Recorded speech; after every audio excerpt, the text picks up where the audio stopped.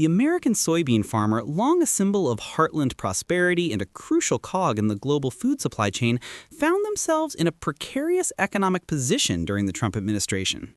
A sweeping series of tariffs initiated in 2018 as part of a broader America First trade agenda was intended to reset the economic relationship between the United States and China. However, for the nation's soybean producers, this aggressive trade policy backfired, triggering a devastating chain of events that sent shockwaves through the agricultural sector. The ensuing trade war with China, formerly the largest and most reliable customer for U.S. soybeans, led to a dramatic and sustained downturn in exports, plunging farmers into a deep and enduring economic crisis. Right now, we're in a very dire situation. September's a bonus, harvest is starting in the deep south, and we have 0 bushels of soybeans on the books to be sold to China for this current crop that's about to come out of the field. Historically, over the last 5 years, about a third of soybean sales to China would be booked. China amounts to 25% of our total U.S. soybean crop. So that would be 8 or 9% of the whole U.S. crop would normally be on the books with China right now, and we have 0. That is alarming. The farm economy as a whole is struggling.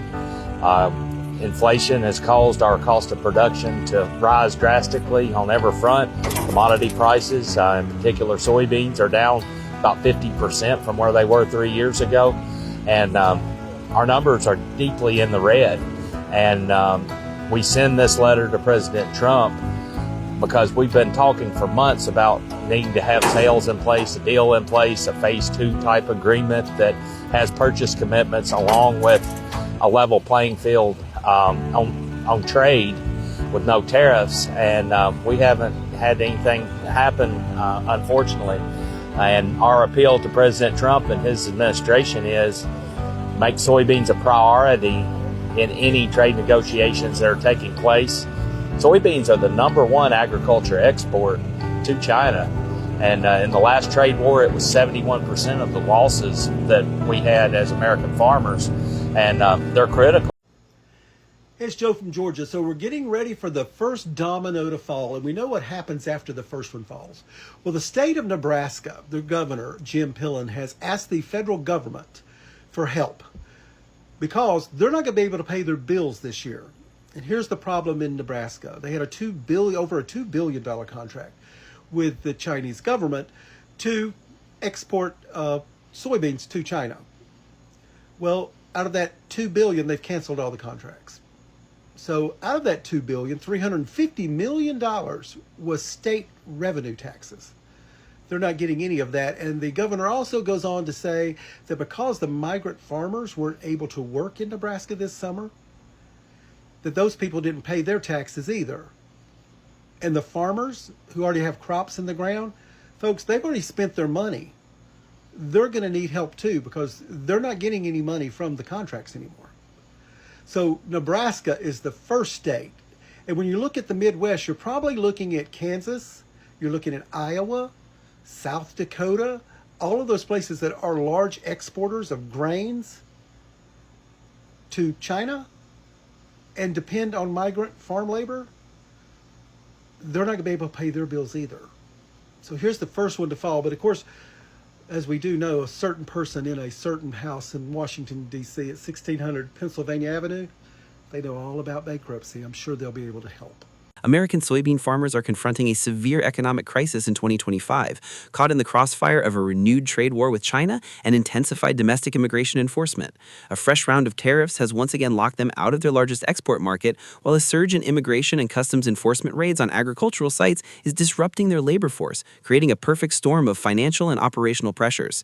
As the harvest season gets underway, farmers are grappling with plummeting prices and overflowing grain bins, with little hope for relief on the horizon. Meanwhile, China has solidified its pivot to other suppliers, primarily Brazil. In 2025, Brazil is projected to supply a commanding share of China's soybean needs, a shift that has been developing for years and may now be irreversible.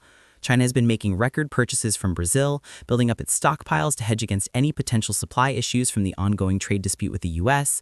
Argentina is also stepping in to fill the gap, recently waiving export taxes and securing significant sales to China. This leaves American soybean producers on the sidelines, anxiously watching as their primary market is captured by competitors, facing the grim reality of a harvest with nowhere to go. China is the largest importer of soybeans in the world. They import 61% of the world's market. Last year, we sent around $12 billion, I think $14 billion worth of soybeans the year before. For the first time in 20 years, China's bought zero soybeans and zero new crop corn out of this country. American workers and American taxpayers have been taken advantage of for multi-generation, for decades. And it's time for somebody to stand up and put us first and put the country first and do what's best for the country, not what's best for the politicians. Even if you as a farmer suffer. That's right. I mean, some people would hear that and be quite surprised that you're prepared to put your livelihood, your family's livelihood, on the line for the sake of politics. Well, that's my duty as for being the head of my household. I've got to do what I got to do, what's going to be better for the future, better for the kids. It's not about today, it's about the long term. The long game is where the rewards are going to be. But don't the price of tariffs and what happens in commodity markets like soybean, doesn't that affect you in the short term and affect your ability to provide for your family? Look, tariffs will probably have a detrimental effect on soybean price in the near future. In the long term, it'll probably work out. I'm a farmer. I deal with bad weather. I deal with dry weather. I deal with torrential rains. We deal with hurricanes. What's a tariff going to do? You know, I got to raise a crop. If I was worried, I'd stay home and not raise a crop. If I was worried about it, I still got to get out there and raise my crop to get the price. If you don't get the yield, it doesn't make any difference. You know, I got to deal with all these other things. What's a tariff? I can't control that, so it is what it is. This is the consequences when we chose the wrong direction. Oh my God. Yes. It is what it is. Make America great. Yeah, low prices. Now, I've never been as worried as I am now about whether or not my kids and grandkids will be able to carry on. He said, I love you, Mr. Trump. I need to see the fruit of your love. 5 of my customers have committed. That's how serious that this is. And what it costs for us to farm is astronomical now. I farm with paid-for equipment. All my tractors are 50 years old, and I can't hardly make this deal work. I think the tariffs are the ice cream on the cake of a perfect storm. After a horrible year last year where most farmers in Arkansas Delta lost money, this year's going to be worse. We made the decision to go out this year in the spring. So my son will not be the seventh generation on our farm. We're going to lose 25 or 30% of the farmers in this country if they don't do something. It has to be done, and it's not just here. It's everywhere. This has created a devastating void for American farmers, as China has historically purchased over half of all U.S. soybean exports. The lack of Chinese demand has sent domestic soybean prices tumbling, even as farmers face rising input costs for fertilizer, seeds, and equipment, squeezing profit margins into negative territory for many.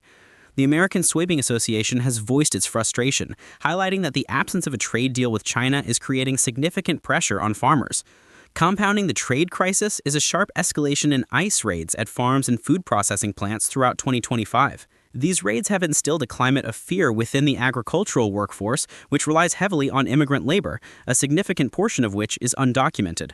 Reports from agricultural centers in California and meatpacking plants in Nebraska show that the increased enforcement has led to arrests and caused many workers to stay home out of fear, disrupting harvesting and processing operations. While the administration's stated goal is to open up jobs for American workers, experts warn it is more likely to deepen the agricultural sector's reliance on temporary foreign visa programs.